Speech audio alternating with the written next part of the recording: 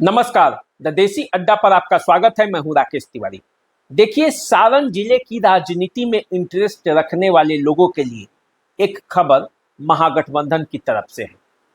महागठबंधन सारण जिले के 5 सीटों पर अपने उम्मीदवारों को कंफर्म कर दिया है।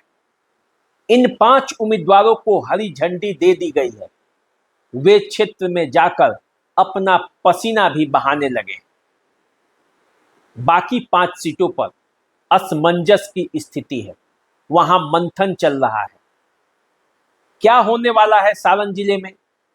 सारण जिले के वो कौन से क्षेत्र हैं जहां से उम्मीदवार फाइनल हो चुके हैं और कौन से क्षेत्र हैं जहां उम्मीदवारों को लेकर अभी ऊहापोह की स्थिति है, वहां मंथन चल रहा है। आज इन्हीं सभी बातों पर चर्चा करेंगे और आपको बताएंगे कि वो क्षेत्र कौन कौन से। तो सबसे पहले जान लीजिए, जिन सीटों पर महागठबंधन ने अपने उम्मीदवारों को फाइनल किया है, वे सीट है मढ़ौरा, वे सीट है गरखा, वे सीट है एकमा और वे सीट है परसा। इन 5 सीटों पर उम्मीदवार फाइनल हो चुके हैं। वो उम्मीदवार कौन है, इसका नाम भी मैं आपको बताऊंगा। जो सूत्र हमारे बता रहे हैं उसके हिसाब से इन 5 सीटों पर उम्मीदवार फाइनल है। बाकी बचा बनियापुर और छपरा। इन 2 विधानसभा क्षेत्रों में नए प्रत्याशियों की तलाश है। आरजेडी यहां नए उम्मीदवार उतारना चाहती है, जबकि तरैया को लेकर अभी मंथन चल रहा है। माझी मझधार में है और सोनपुर में किसके सपने पूरे होंगे, ये आने वाले समय में पता चलेगा, क्योंकि सोनपुर में भी कई बाजी अभी बाकी है। सोनपुर में उम्मीदवारों की एक लंबी लिस्ट है और उस लिस्ट में से किसके नाम पर मुहर लगेगा, ये आने वाले समय में पता चलेगा।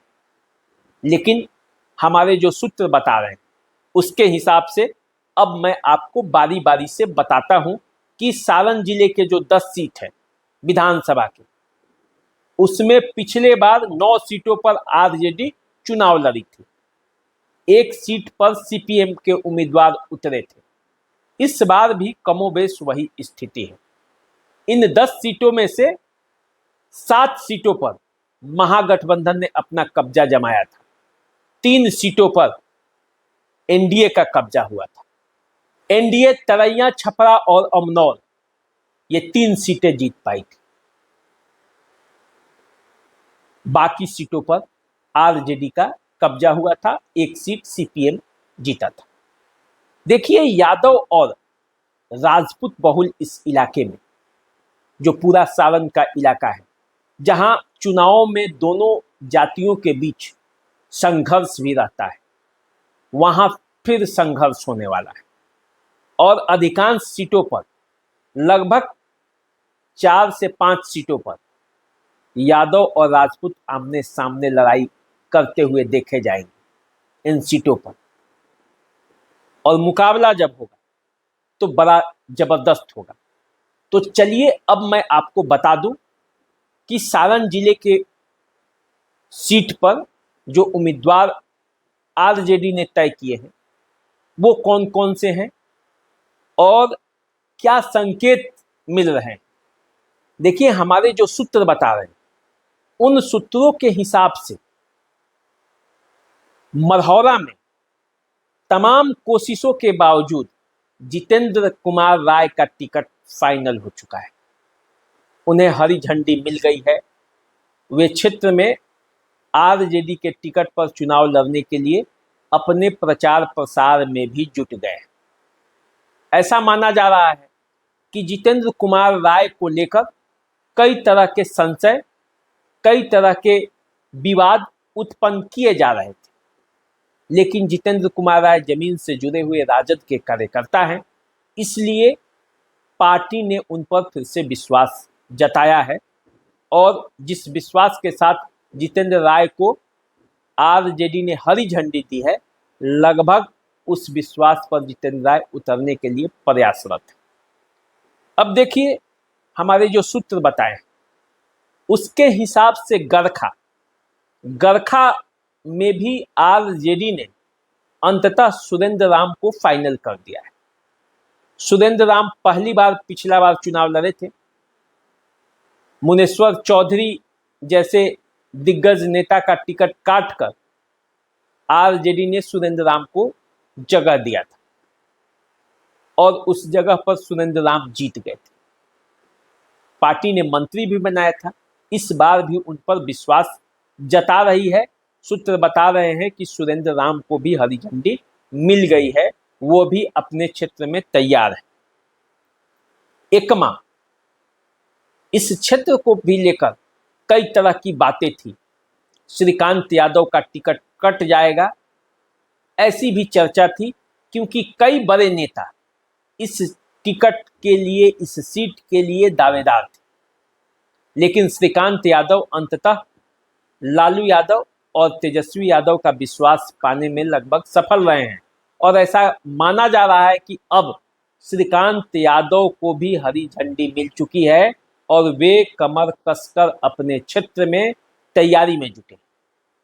अब आइए, एक और सीट है जहां से उम्मीदवार लगभग फाइनल, और वो सीट है परसा। परसा आप जानते हैं कि कौन सा सीट है। परसा दरोगा प्रसाद राय का गृह विधानसभा क्षेत्र है, जिनके बेटे चंद्रिका राय के बारे में आप जानते हैं, कई बार मंत्री रह चुके हैं, विधायक रहे हैं।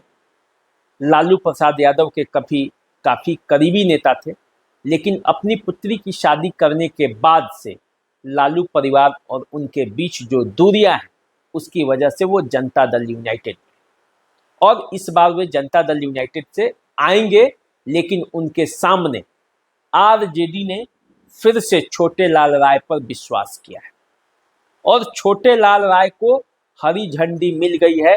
छोटे लाल राय आरजेडी से परसा से चुनाव लड़ते हुए देखे जा सकते हैं। इसके अलावे अब एक सीट बचती है अमनौर। अमनौर राजीव प्रताप रूडी का घर है उस विधानसभा क्षेत्र में, अमनौर शहर में ही। अमनौर से आरजेडी अपने पुराने पहलवान पर फिर से विश्वास करने जा रही है। माना जा रहा है कि तमाम गतिरोध के बावजूद सुनील कुमार राय फिर से आरजेडी के यहाँ से प्रत्याशी हो सकते हैं। वे आरजेडी के जिलाध्यक्ष भी हैं। तो सारण के ये 5 सीट है जिस पर ये पूरी तरह से कंफर्म है कि यहाँ से आरजेडी इनको चुनावी मैदान में उतार सकती है। इनको टिकट देने के लिए आरजेडी तैयार हो चुकी है, क्योंकि आरजेडी को लगता है कि ये पांचों अपने अपने क्षेत्र में आरजेडी को जीत दिलाने में सक्षम है। अब आइए, जिन सीटों पर लेकर असमंजस की स्थिति है, उसमें सबसे पहला नाम जो है वो तरैया को ही लेकर है। तरैया जो है, पिछले बार सिपाही लाल महतो को आरजेडी ने टिकट दिया था। तरैया कभी राजद का गढ़ रहा है।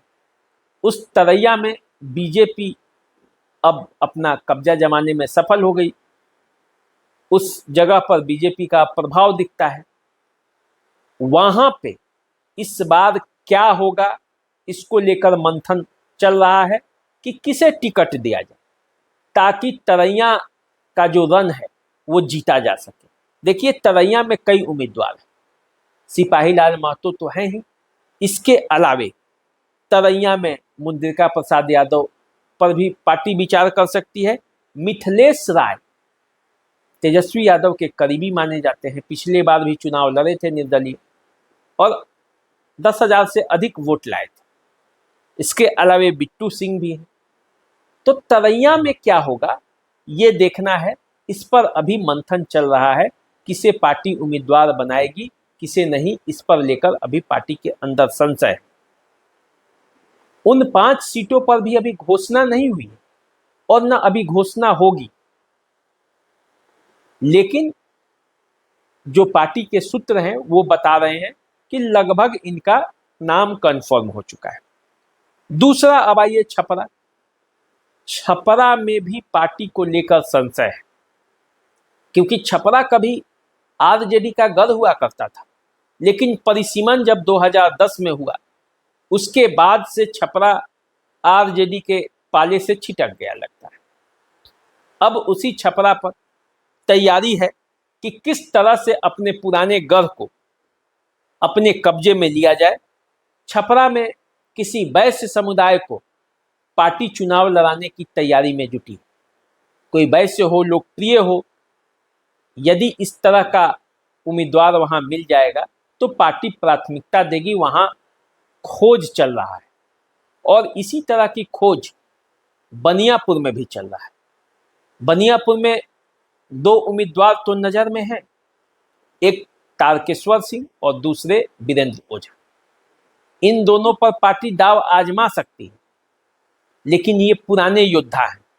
तारकेश्वर सिंह अब साजेयाफ्ता हो चुके हैं, इसलिए मैदान में उनके जगह उनकी पत्नी चुनावी मैदान में उतर सकती हैं और वीरेंद्र ओझा या उनके पुत्र भी चुनावी मैदान में उतर सकते हैं। लेकिन पार्टी किसी नए की तलाश में है कि इन पर यदि ये तो हैं ही, अगर ये नहीं हो तो कौन है। ऐसे में एक नाम रितेश सिंह का भी आता है, जो प्रभुनाथ सिंह के ही कभी करीबी रहे, मानोपाली पंचायत के पूर्व मुखिया हैं। अशोक सिंह हत्याकांड में ये प्रभुनाथ सिंह के साथ जेल के अंदर भी थे, लेकिन उस केस में अब बाइज्जत बरी होकर ये बाहर आ गए हैं और जब से बाहर आए हैं तब से ये प्रभुनाथ सिंह के खेमे से छिटक कर अब बनियापुर से टिकट चाह रहे हैं। आरजेडी के लिए दौड़ भी लगा रहे हैं, तेजस्वी यादव से अपने नज़दीकियों का फायदा भी उठाने के प्रयास में जुटे हैं। लेकिन देखिए होता क्या है, अंततः उसे पार्टी टिकट देगी जिससे जीत की उम्मीद हो पार्टी को। और ऐसे में तारकेश्वर सिंह एक आजमाए हुए चेहरे हैं, उनकी पत्नी को मौका मिल जाएगा। यदि भूमिहार कैंडिडेट पर विचार करेगी पार्टी तो ऐसे में वीरेंद्र ओझा सामने आ सकते हैं। अभी हालांकि वो एनडीए में है, लेकिन पार्टी कैसे क्या होता है चुनाव के समय आप जानते हैं, रात में दल बदल हो जाता है और अगले सुबह टिकट मिल जाता है। तो ये बनियापुर की बात हुई। अब आइए, एक सीट है माझी। माझी से महागठबंधन के निवर्तमान विधायक हैं सत्येंद्र यादव, सीपीएम से चुनाव जीते हुए हैं। क्षेत्र में अच्छी खासी लोकप्रियता भी है, लेकिन ऐसा माना जा रहा है कि आरजेडी के जो बड़े नेता हैं वो सत्येंद्र यादव से उतना खुश नहीं है। वो यहाँ से आरजेडी के प्रत्याशी चाहते हैं और इसीलिए सुधांशु रंजन भी यहाँ से चुनावी मैदान में उतरने की तैयारी में जुटे हैं, पसीना बहा रहे हैं। माझी या तो यादव या ब्राह्मण या राजपूत, ये 3 जाति ही जीतती रही है वहाँ से अधिकांश। तो इन 3 जातियों में से एक जाति ब्राह्मण से आते हैं सुधांशु रंजन। एमएलसी का चुनाव भी लड़ चुके हैं और वो माझी में अपना पसीना आरजेडी के टिकट के लिए बहा रहे हैं। तो माझी मझधार में है। सोनपुर को लेकर भी जिन लोगों ने सपने देखा है कि यहाँ से रामानुज प्रसाद यादव का टिकट कट जाएगा, उन लोगों के बारे में भी जरा चर्चा करते हैं। चर्चा ये है कि सोनपुर में रोहिणी आचार्य भी इंटरेस्टेड हैं। यदि रोहिणी आचार्य चुनाव नहीं लड़ना चाहेंगी तब फिर 2 नाम आता है।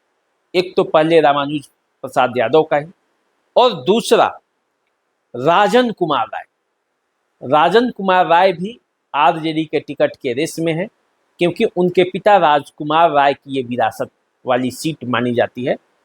राजकुमार राय उर्फ सिपाही राय सोनपुर से कई बार विधायक रह चुके हैं और उनके बेटे हैं राजन कुमार राय।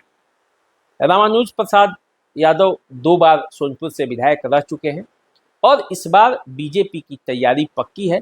इसलिए आरजेडी चाहती है कि इस सीट से कोई नया प्रत्याशी देकर सोनपुर में जो एंटी इनकम्बेंसी है उसको खत्म किया जाए। अब देखिए क्या होता है।